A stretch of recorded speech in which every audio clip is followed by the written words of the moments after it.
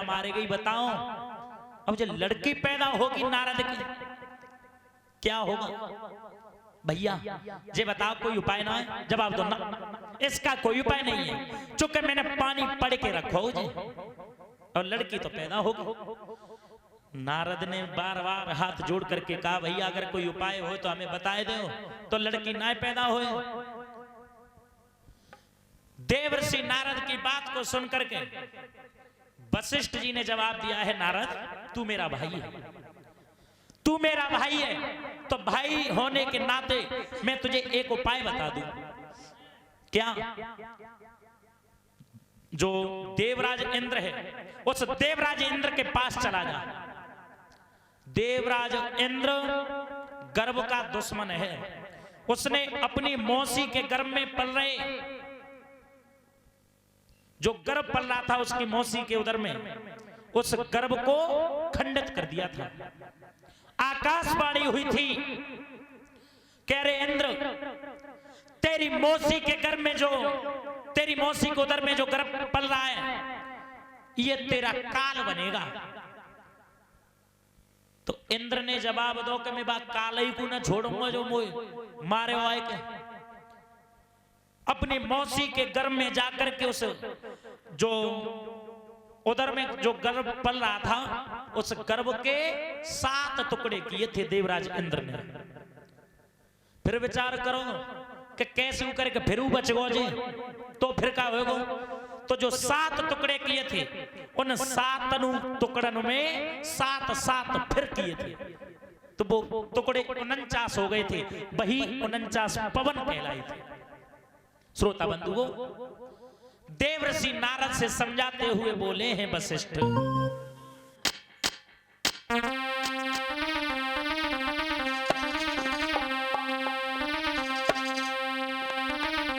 अरे नारद भाजी इंद्र ते जाइए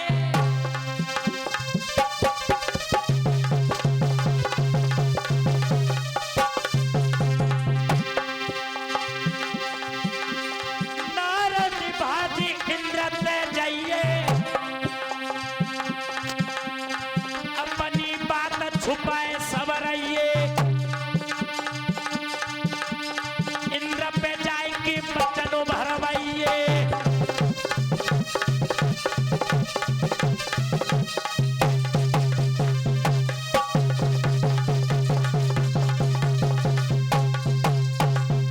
जवाब दिया इंद्र के पास चला जा, हो सकता है तेरी मदद कर दे क्योंकि वो दुश्मन है गर्भ का, गर्भ को खंडित भी कर सकता है।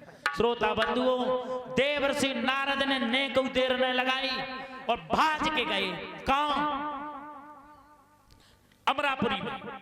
और अमरापुर में जाकर के पहुंच जाते हैं। अब जाए के आधी रात के समय पे देवर्षि नारद द्वार बजाए रहे देवराज इंद्र को और आवाज मार रहे हो भैया इंद्र,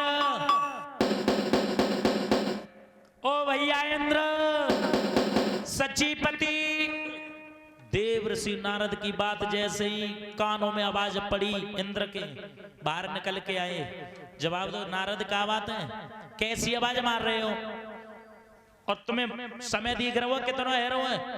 जवाब दो भैया तुम्हारे पास हम एक कामते आए। कामते आए हो? का कामते आए हो? जवाब दो भैया बात जे ज्यादा तेज कहवे की ना, तेज कहवे की ना आराम से कह लो भैया जे बात कान में कहवे की है। इंद्र ने कान कद्दो जाओ कई अब कहो। देवर्षि नारद बोले इंद्र देखो भैया हंसियो मत और मत काउते कहियो मेरे गर्भ उधर में गर्भ पल रहा है, गर्भ और लड़की पैदा हो गई मेरे भैया वशिष्ठ ने बताई है। और जैसे ही इतनी बात सुनी आहा कूद गो इंद्र। और विचार करो बताओ नारद आज फसवा तू चक्कर में तेने पता न कितने के जहां पे लड़ाई करवाए दे झगड़ा करवाए दो और कितने के न बटरवाए दो, लेकिन आज तू इस चक्कर में फंसवा। जवाब दो भैया चिल्लाए की बात ना है और तुम हंस रहे हो ना। मैं तुम्हारे पास में आशा लेकर के आया हूं कि तुम इस गर्भ को मेट दोगे। जवाब दिया नहीं मेटूंगा, मैं नहीं मेटूंगा। क्यों ना? देवर्षि नारद ने कही तो एक दिन की मालूम है, जिस समय तू अहिल्या के साथ में छल कर रहा था तो तुझे गौतम ऋषि ने श्राप दिया था और उस श्राप के कारण तेरे पूरे शरीर पर भग के निशान बन गए थे। तो नारद की देन है कि वो भग के निशान बैठे। तेरे ऊपर कितने एहसान है मेरे। इंद्र ने कई बात तो सही है, एहसान तो होता है तुम्हारे। तो भाई एहसान को जे समझ लिए भैया कि तेने आज जो मेरो जो गर्भ खंडित कर दो तो बे सब एहसान बराबर। जवाब तो ठीक। देवर्षि नारद ने इंद्र बोलो सुनो नारद, गर्भ को मैं खंडित कर दूंगा लेकिन मैं तुम्हारे पेट में जाऊंगा भीतर। और जैसे ही नारद ने इतनी बात सुनी, नारद बोले ताते तो लड़की पैदा है जैसे वो सही है। हाँ अब तू मेरे पेट में अंदर जाएगा ताते तो वो कन्या पैदा है जाए। जवाब दो घबराओ मत, छोटा सा रूप रखूंगा, तुम मुंह फाड़ के खड़े है जाओ और मैं छोटा सा रूप बना करके तुम्हारे पेट में घुस जाऊंगा। क्या हो गया भैया, मशीन बंद है गई।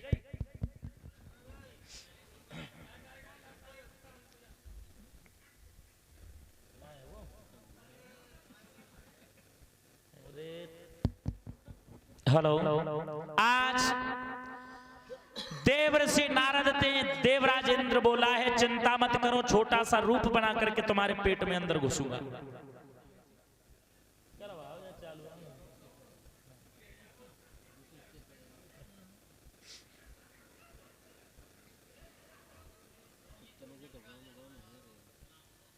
इलाक हुआ ना बाजी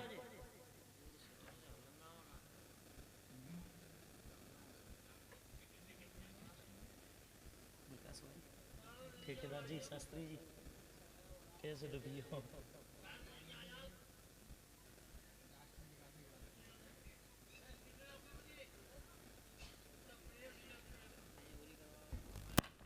लग गए।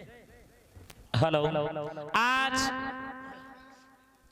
जिस समय देवर्षि नारद ने बात सुनी कि चलो छोटा सा रूप बना करके जाएगा, मुंह फाड़ के खड़े है गए देवर्षि नारद और देवराज इंद्र ने छोटा सा रूप बनाया और अपने वज्र को अपने हाथ में जिस समय लिया, आहा श्रोता बंधुओं, कर्म क्या करता है इंद्र।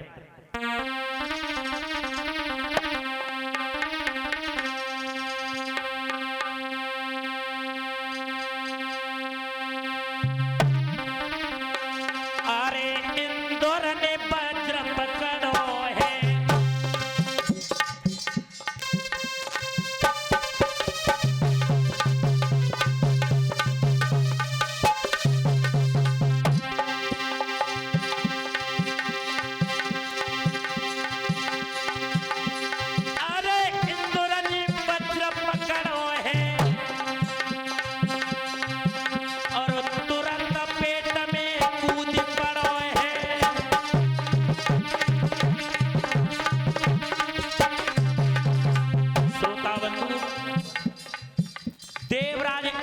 वज्र लिया हाथ में और तुरंत ही नारद के पेट में कूद गए।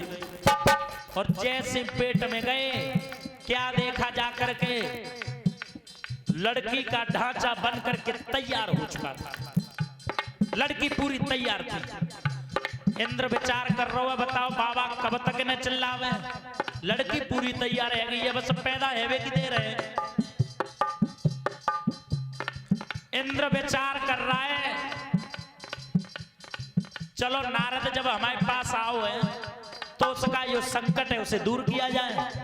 वज्र लिया हाथ में और वज्र हाथ में लेकर के जिस समय पहला प्रहार किया, आहा श्रोता बंधु हुआ क्या।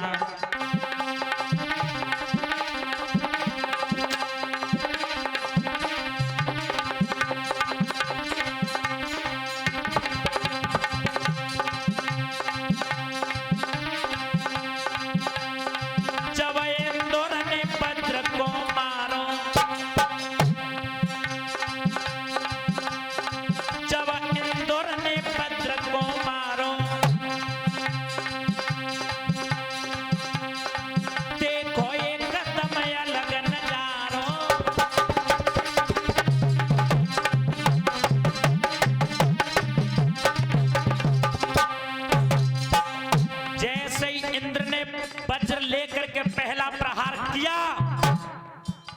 हाय वह पहले ही प्रहार थे, पहले एक लड़की, अब एक लड़की की 3 लड़की हो गई। इंद्र विचार करो भैया जेखा है रो है, हम तो जब मेटवे आए लेकिन जे तो पहले एक ही अब 3 है गई। विचार करो ना, हम भी देवराज इंद्र हैं, ऐसे थोड़े ही मानेंगे। नारद को ऐसे नहीं चिल्ला देंगे। क्या किया, दूसरा वज्र लेकर के, और जिस समय दूसरा प्रहार किया, श्रोता बंधुओं,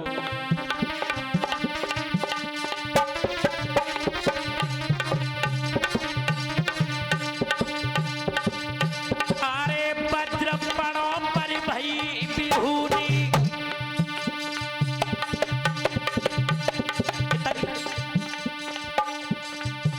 अरे वज्र पड़ो नहीं भई बिहूनी,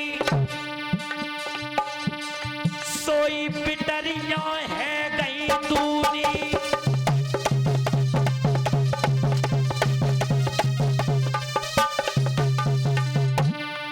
पहले भाई एक की 3, पहले वज्र के प्रहार में, और जैसी दूसरी बार पढ़ो सोई 3 की दूनी है गई 6।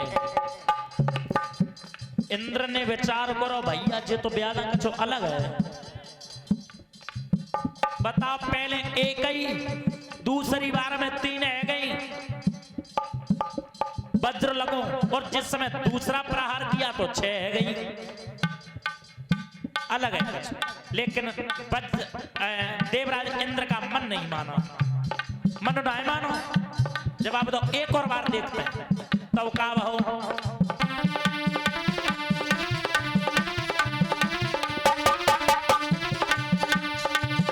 अरे तीसरी बार जब करो प्रहारा, और 6 की बिटरियां है गई 12।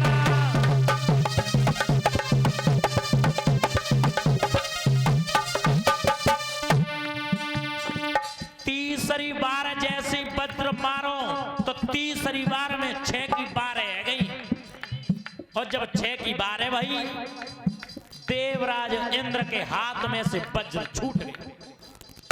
एक और बार मनवाओ के लाओ मारे के देखे मत मिटी जाए, सोई विचार करो अब न मारे के आवाज 24 है जाई। श्रोता बंधुओं, वज्र लेकर के देवर्षि नारद इतने मोह फारे खड़े, जो दुनिया को चक्कर चलाता रहा, आज वो नारद देवराज इंद्र के द्वार पर मोह फाड़ के खड़ो है। इधर वज्र लेकर के देवराज इंद्र बाहर निकल के आओ, तो देवराज इंद्र ते हाथ जोड़ के नारद का बोले, ए भैया इंद्र, भीतर गए सो कछु करे आए के ना, जवाब दो।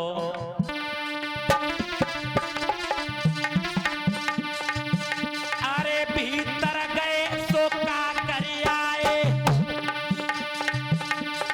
बीमारी ये मिटाए के आए।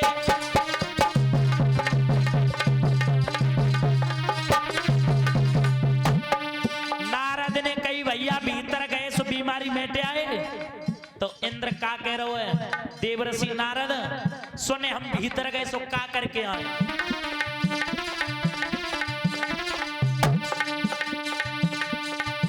अरे तब इंद्र ने वचन फरमाए, बीमारी मिटाए नहीं पाए, और एक की धिया पारे कर आए।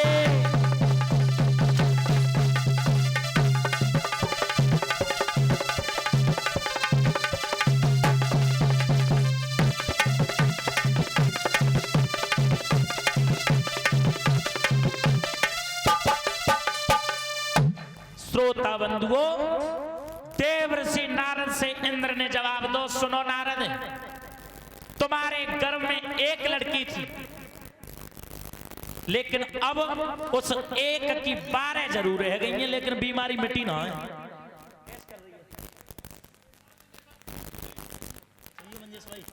देखो यार,